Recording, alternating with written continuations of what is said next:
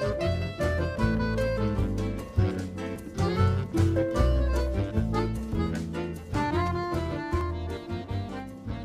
morning to everybody. I am Alessandra Venturini, the holder of the Jean Monnet Chair in European Migration Studies, hosted by the University of Torino and financed by the European Commission. I'm very glad today to open the final lecture on the seminar Cocumint, Consumption of Cultural Goods as Driver of Migrant Integration. The seminar is interdisciplinary with an introduction by an artist involved in social inclusion. Last year we had Michelangelo Pistoletto. This year we have Marinella Senatore, who is an amazing artist, and also by contribution of economists, anthropologists, social scientists, demographists, and lawyers. And we are very happy and glad that Gian Ajani accepted to lecture for us on the consumption of culture in the public space. Let me introduce briefly Gian Ajani, who is very well known, but however, he is professor of comparative private law. He has been director of the Department of Legal Studies, dean of the Faculty of Law, rector of the University of Torino. But he has spent a lot of time abroad. He's also honorary professor of Zhonggan University Law in China. He visited the Russian Academy of Science in Moscow. He was in Vietnam, in California, and he worked for all the international organizations. So I don't waste other time. Gian Maria. And good morning, everyone. We are going to spend about half an hour on the topic you can see on the screen, which is cultural consumption as a driver for migrant integration. I understand that this title requires an explanation, so let's begin with understanding what is cultural consumption.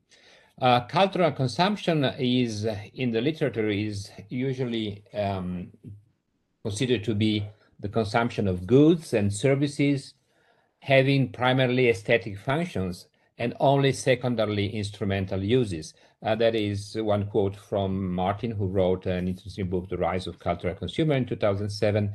And meaning that a person who consumes visual arts, books, music, a person who attends cultural events, visiting exhibits, is a cultural consumer. What I would like to do today is to understand with you what is the role for visual art projects in public spaces. Visual arts, meaning graffiti, street art, monuments, installations, performances, with the specific nature of being held in a public space. So we are not talking about closed spaces. A public museum is a public space, but it is different from what is considered to be a real public space. A real public space is a space where you go and without having asked for, you encounter art. So it could be a square, could be a railway station, could be a garden, could be a park. How do we consume culture in a public space? What is the role of art offered to local communities? Knowing that in our days, the local community is not anymore what it used to be. We are familiar with the terms interculturality, mixed communities. So the problem here is, do we have to change our approach in making art in a public space due to the fact that the communities have changed in terms of composition, culture, traditions, histories, beliefs. What does a historical classical monument like the many we encounter in our public spaces in a city like Turin, for example? Plenty of kings, warriors, soldiers. What do these monuments tell to new generations of people, particularly to those who did not belong to the community until a few years ago? How do we approach the making of new projects for visual arts with cultural diversity? I will be making use of some images in order to better explain what I would like to discuss with you. What we have here is a name, Krzysztof Wodicko. He is a Polish artist who works in the United States mainly, and he has made interesting projects with 19th century statues placed in public spaces like the Madison Gardens, the Hyde Park, the Central Park in New York City, other gardens and parks in Washington D.C. What he does, he uses these statues of 19th century American heroes having participated to the different wars they had, and he projects a new identity. So these statues in the darkness of the night receive a projection, and they get a voice. And what is told by these statues is a new tale about new individuals in the community, like refugees, for example. In doing that, he makes a double action. One is to give again a voice and a meaning to these statues, which are not really of interest to the New York citizens anymore. They simply pass by without watching them anymore. And with that project, he gives again a meaning to the space, and ask for people to stand, to remain, and to listen to the tale. And these tales talk about the problems of being a refugee in a city like New York or in a city like Philadelphia. And he said, we do not have yet monuments for refugees, which in a sense is the title for his project. So making a kind of mix between the existence of old monuments and the necessity to give voice to the new individuals living in our communities is what he does. We can jump back to Torino from United States. These are two examples of out of the many we have in our city. The one on the left side is a kind of glorification of an unknown soldier from the First World War. You see how is the gesture. It is a kind of aggressive gesture. That is a monument to the victory in the First World War, 1915-1918. Glorification of the war, glorification of the army, glorification of the victory. On the right side, you have the king who made the unity of Italy, King Victor Emmanuel II, with an installment which was made in 2011, which is a set of flowers made by a contemporary artist named Ricky Ferrero, who wanted to play ironically with the monument in order, again, to attract the site, to attract attention to the monument, giving at the same time a new profile, a new identity. We have again a king who was a warrior, he wanted to unify the country. He made war against Austria. He has a sword on his left hand, but at the same time, he is wearing flowers like a gentle young boy or young lady, giving new ideas to old monuments, transformation, what we can call post-monument. So the post-monumental attitude is an attempt by contemporary visual artists to reframe the identity, the meaning of old monuments, knowing that the two elements, space and time, upon which the traditional placing of monuments play around have changed. How did they change? Time. Traditional monuments were made out of bronze, marble, stone in order to last for centuries, if not for thousands of years. The idea was, if we want to glorify a king, an individual, an emperor, or a memory like the victory in a war or the unification of the country, we want that memory to remain forever.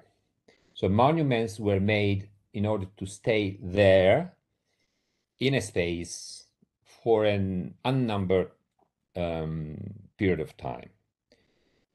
Perpetuity is a kind of synonymous for monumental art. Space is different. Traditionally, monuments were not meant to be in a specific space. Of course, you needed a public space, because if you want to connect the local memory to the monument, you need a public space. But where the monument had to be placed was irrelevant. In contemporary art, in the last 40, 50 years, artists have begun to think about specificness in terms of the space, the location. The monument is meant to be there and only there. Because there is a connection between the memory and the place and the location. When that is the case, we talk about site-specific monuments, and the specificness of the site becomes part of the moral right of the artist. You cannot, in other words, you cannot deplace the monument without challenging the real identity of the monument. So time has changed in terms of not being so much relevant anymore. Space has changed in terms of being more relevant than before. When we talk about art in public spaces, we have also to talk about responsibility. We know that responsibility does not really go hand in hand with freedom of artistic creation. Artists like to be irresponsible in terms that they do not bear limits. Unlike law, which is made of rules, regulations, and limits, art is free.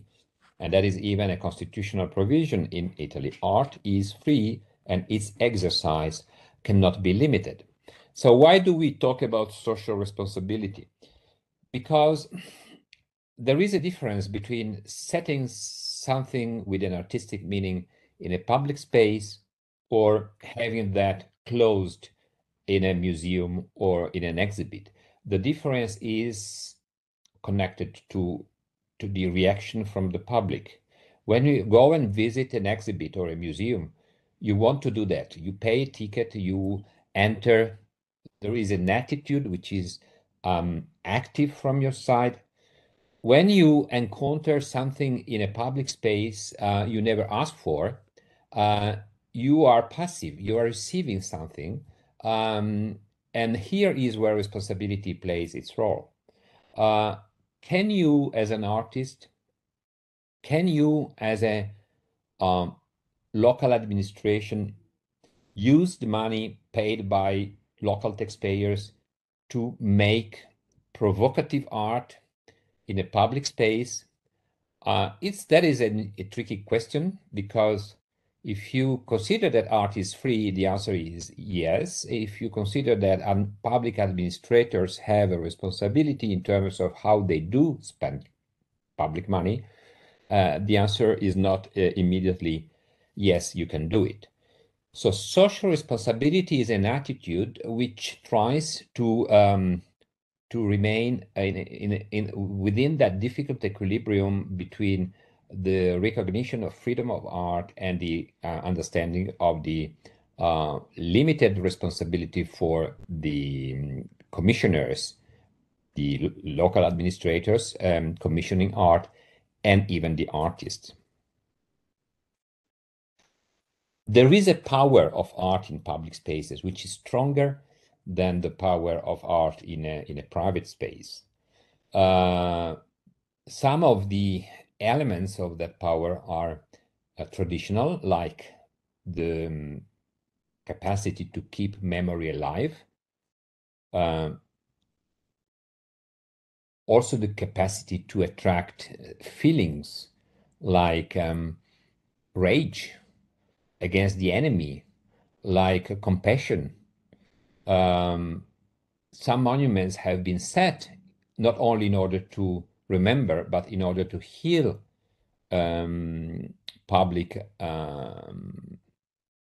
traumas, like the Vietnam Veterans Memorial in Washington, D.C., which is perhaps, as you have seen in some images, if not personally, a long wall made of black marble where all the names of those who lost life in the Vietnamese wars are inscribed. Public art can cause conflicts and irritation, and sometimes these conflicts go even before a court. Examples of public art connected to the new identity of communities. Ai Weiwei, he is a Chinese dissident, very famous artist. He recently worked a lot on the issue of migrations.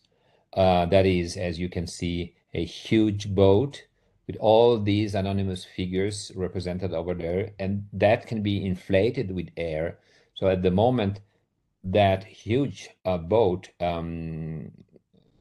flies over your heads and remains in the space of that huge hall.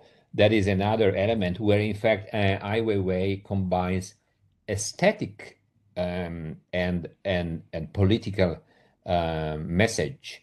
That is aesthetical by all means, because you have that contrast between the red, orange colors and all the pale yellow of the facade. All these orange are the jackets, the rescue jackets used by migrants when the boats they use in order to cross the sea sink. And that was made in Berlin, 2016. So in these cases, you have an attempt, I would say, very convincing also from the aesthetical point of view, to use public art in order to solicit attention to a political drama, to a political issue, like migrants losing lives in the sea because of their attempt to flee from war and poverty. These are examples of including the capacity and the power of images, colors into an artistic political discourse, making present and visualizing before the eyes of people what is happening not very far from here. And that is the concept house in Berlin. Is not by chance that has been set in that specific place, because the concept house in Berlin is a place where people go in order not to have too many difficult thoughts. It's a place for recreation. You go there to listen good classical music, and out of the blue you are facing the issue of those losing their life because of migration. Another example of contemporary art making use of public places in order to solicit contemporary political issues. That is London, Trafalgar Square, and that is a very good example of what we can call temporary monumental art. The Fort Plinth project has been launched almost 20 years ago in London, where there is a classical square, Trafalgar Square, with this plinth, which is the basis for the monument. 3 out of 4 are occupied by very important political figures in British history, like Nelson, the admiral, and other political figures.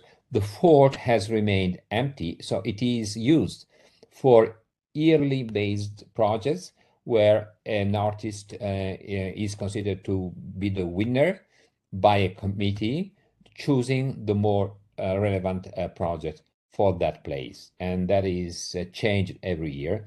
In that case, the artist McQueen won with that very debated figure that is a nude of a disabled person without arms and with the severe problems at the legs. So that is a way to make people think about exposing human bodies not respondent to the classical ideas of beautiness, which has been commercialized in the contemporary times.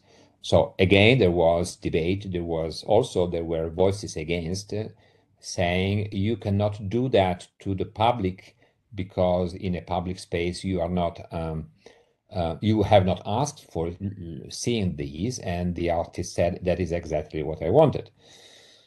Again, that is the wall which has been built by Israeli troops in at the border between Gaza and Israel, and that is there is a use of the wall in order to make something which, formally speaking, is illegal, because you cannot paint over a wall which belongs to another subject, in that case, the government of Israel. But the debate here is whether it is more illegal to set up a wall preventing people from moving across the border, or to paint some images like that one, which is a child over a landscape of freedom with clouds and sky. Another example that is in Trento in Italy, there is a monument that is the poet Dante Alighieri. He has been used at the beginning of 20th century as a political image. Here he is pointing at south, and south of Trento you have the peninsula, you have Italy. So the idea was that Dante was showing the direction for the unification of the region of Trento to Italy, which occurred after the First World War. What the artist made, Lara Favaretto, a contemporary artist, she wanted to stress how much that monument had, in her sense, a negative political meaning. She was against using a poet in order to make a political argument, unification of Italy. So she decided to put that monument within a perimeter of repairs. That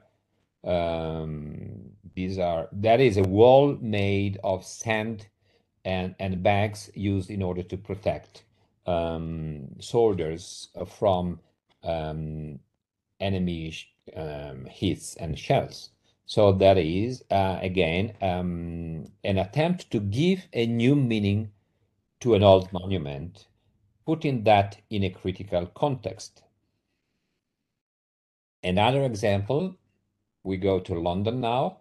That is Mr. William Beckford he was not only the mayor of London, mid of the 18th century, but also he became rich out of trading slaves. So the city of London decided a couple of years ago to remove the memory of Mayor Beckford from the municipal hall because that was considered not to be proper anymore. The memory has changed. So what was a legal trade, trading slaves was legal in England in the 18th century, has become a shame today. And for that reason, Mr. Beckford monument, again, together with his memory, was removed. So removing monuments is another way used today in order to make the identity of places more consonant with the new beliefs, cultures, and feelings brought in by the new communities. Let me come to the last part of my presentation.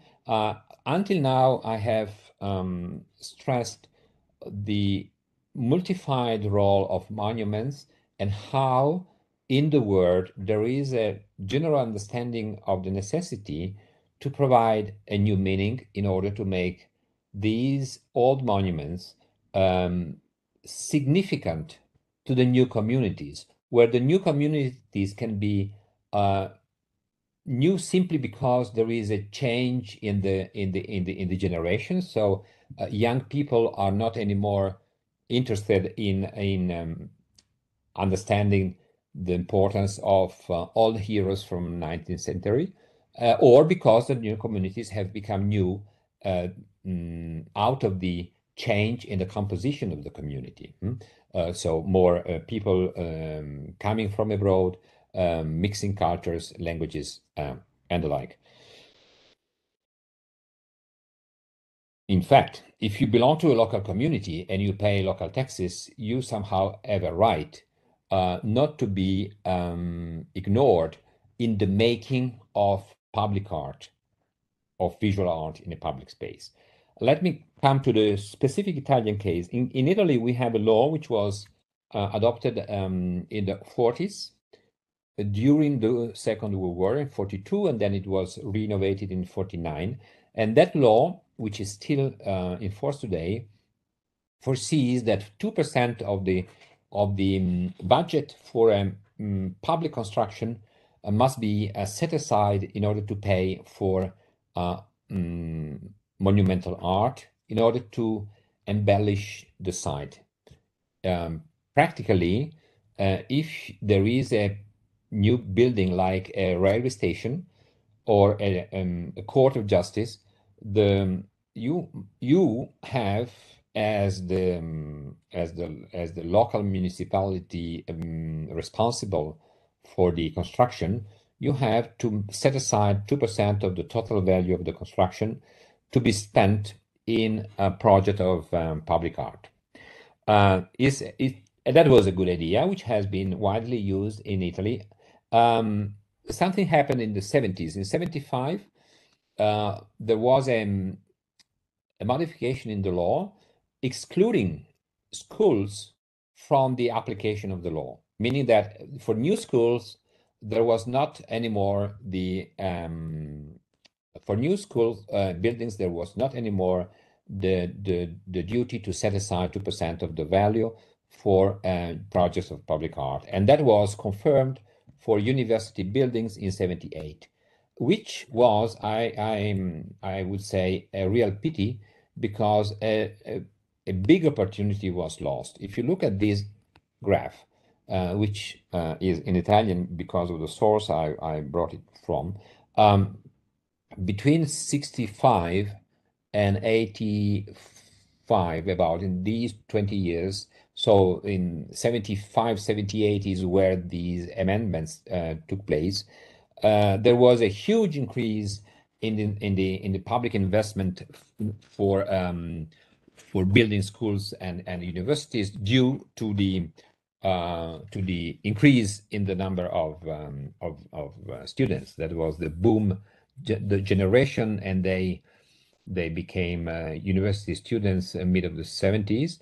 So in the real very moment when there was a boom also in constructing new buildings for educational purposes, the 2% law was not applicable to schools and universities anymore. Why am I saying that is a pity? It was a pity because schools and universities are, I would say, the best place to do that.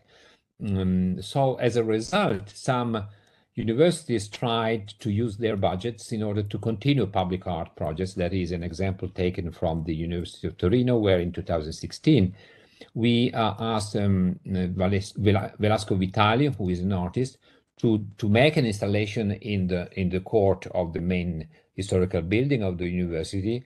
That is a boat with two people over there, and that, of course, is connected to the thinking about again about crossing the seas, crossing the oceans, migrations, and the like. So if you put that object into into a courtyard of a university building, you can activate not only the site, not only the visit to that, but you can activate discussions in your course. You can could be your course of law, international law, or economics of migrants, or whatever. You can, in fact, start to use that as an example to set up the discussion. That is another meaningful example. It is Chinese artist Liu Ruowang. We invited him to set that set of bronze wolves he brought in Venice in 2015. And the idea here is the culture which is symbolized by the statue over there, that is the Greek goddess Minerva, representing the culture and the knowledge under attack from the wolves of violence and ignorance. Let me close with a question. Can we vote art? Because I mentioned responsibility. I mentioned the fact that we need to consider that public art projects are made out of taxpayers' money. Is not a private collector, normally is not a private donor, normally is the municipality or the local government deciding to enter a project of public art. How can we reconcile the freedom of the artist with the right of the public to be let in peace in a way, not to be provoked by too strong provocative experiments by artists? There is not a real neat rule in order to solve the issue. You cannot vote art, that is my point, because you cannot apply democratic mechanism of decision to artist creativity. What you can do is to manage the process. You can organize committees made of artists, administrators, and representatives from the different local communities living in a place in order to make easier the process of understanding of public art in a public space for local citizens. And of course, the main part of responsibility is on the side of the local administrators, because they are the ones called to choose artists. Artists able to make something appealing and interesting and stimulating without at the same time violating the rights of the public. A good example of that ideal kind of artist is Garuti. Garuti is an Italian artist. He makes a lot of public art, and he theorizes, as it is quoted here, the work in the public space must necessarily be integrated with the social and physical landscape of the cities. The social landscape is an interesting, very interesting concept in my opinion. It's not only the physical landscape. If you take Milano Piazza del Duomo, for example, which is one of the relevant historical sites in Italian architecture, it's clear that that is a place very strongly conditioned by the physical landscape. You have the cathedral, you have historical buildings all around. Almost every historical square in Italy has a special physical landscape to be considered when you make public art projects. But he also talks about social landscapes. And the social landscape is something more immaterial. A landscape is always immaterial, but more than immaterial is the immateriality of a social landscape. To be able to grasp what is the social landscape there in order to make your project of public art makes the difference between a good and a bad project. And Garuti said also, these immaterial limits interest me very much because they contain challenges and are often a reason for experimentation and advancement.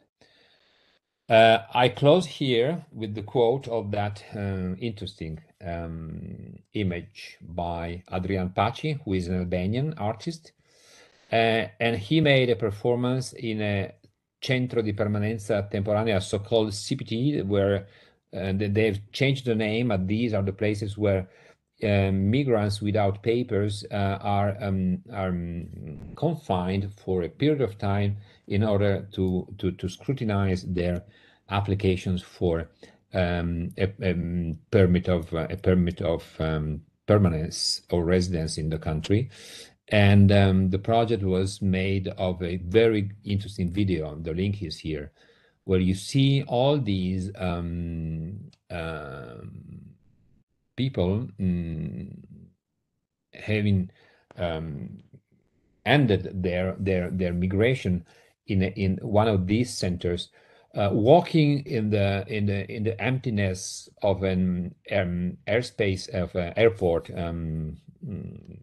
space, and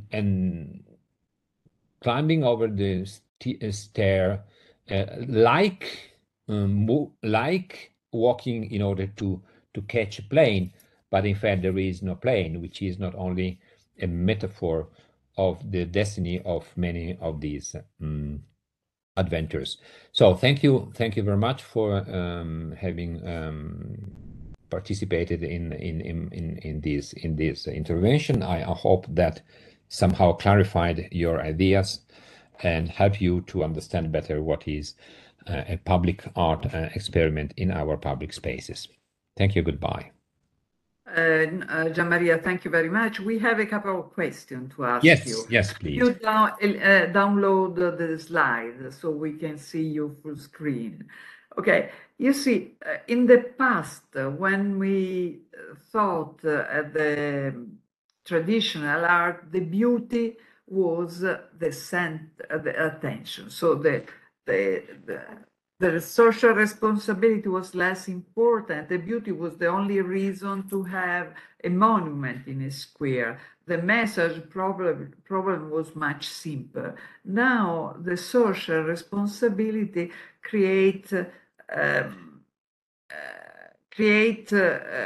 all the problems that you mentioned. We cannot vote to decide what to have in a square, in a building, and so on. And the beauty is no more the center of the artistic installation, but identity, what this installation transmits. And this has become very difficult because the more is heterogeneous the citizens that stay in an area, the more they read the same installation in a different way. Waste of money, fantastic, and so on. And the research on the participation, consumption of cultural good is always shown that it's producing a many positive effect on the people. So people are happy when they go to the museum, they're happy when they go to an exhibit, and this is the objective. While I have the feeling that more contemporary art want to teach, want to make people thinking, not to make them happier. And so I would like a comment on you on this. I don't know if we want to collect also the question of Roberta, if Roberta has a question herself on the subject, and leave you the floor to answer. Yeah. Okay, so first of all, thank you so much. My question is, so if the 2% law has produced excellent results, so for instance, the Palace of Justice in Venice, if I remember correctly. So don't you think that today the application of this law is very weakened? So for instance, with reference to all the constraints imposed by other laws, I imagine in the field of public procurement, so appalti pubblici. Yes, thank you. Two very different at the same time interesting questions. The first one from Alessandra. You raised a classical point, which is now that contemporary art has abandoned beautiness, how can we connect ourselves as not become too much didascalic or even perhaps political or whatever? So I do not believe that there is such a clear divide between old art where beautiness was at the center and new art where beautiness is not relevant anymore. Of course, it is easier, and that applies to every kind of art. It's not only visual arts. It is easier to listen to Mozart than listen to a contemporary artist in like Cage, which is not contemporary because he was active in the 50s, or Stockhausen. Beethoven makes you feeling better than Stockhausen, perhaps, but I think that from our actual perspective, we have overemphasized too much aestheticness in the traditional arts, because if you look at the traditional painters, Caravaggio, Michelangelo, Tiziano, every one of these ones were using the forms, the balance in the lights and the darkness, the shape, in order to deliver a message. Art has always been about telling the people something. That is true for religious art. And in fact, we had only religious art for around 13 centuries. Before the Renaissance, art was mainly religious art. If you go in a museum connected to medieval art, is only about saints and Christs and the Last Supper. So that there was a meaning, there was a teaching that was used in order to tell the people how they had to behave. So artists always tried to deliver a message. And if you limit ourselves to the standard of beautiness, I think we take the easiest part of the message and we leave aside the more profound. And I believe that it is difficult to to attend a contemporary art exhibit. It is difficult to go to Venice and to understand what is in the Biennale. You have to study. You have to know the artist. You cannot pick up one single artwork and pretending to understand the artist. But also you have to study if you go in a classic music concert, because if you do not study Beethoven, if you do not study Bach, you do not understand. You only take the 10% of the beautiness. But if you do not study why Mozart is different from Bach, and why I'm using these names because you can study, if you do not study why Tiziano is different from Raffaello, you do not understand neither one. So it's always necessary to take a very, I would say, serious approach to art. Of course, it is easier to go just for the beautiness of the colors or the music. Entertainment. And entertainment is always a very limited part of the message. To Roberta, you are right. Roberta, right? The 2% law has been weakened in its application. In fact, it has been reduced. It's not anymore the 2% law. Now they have reduced, in order not to spend too much public money, to 0.5. And then you can go up to 1% depending on the value of the budget. So the more the budget is expensive, the less is the percentage. And that was lost in Torino, for example. We have still amounts of money not spent by the municipality because they decided not to activate public art projects. What is, in my opinion, necessary is to work again new guidelines for the implementation of the 2% law. In fact, there is a project I am involved into with the Ministry of Culture in order to produce new guidelines for the implementation of the 2% law, making possible to use the 2% money for experiments and projects of temporary nature, not only monuments and the like. So thank you very much. Thank you very much. It was very interesting and revealing that the complexity of the phenomena is very large, and also the legislation has to be updated. So we count on you, on your contribution to the MIBAC. Thank you very much. Goodbye, everyone. Bye. Bye-bye.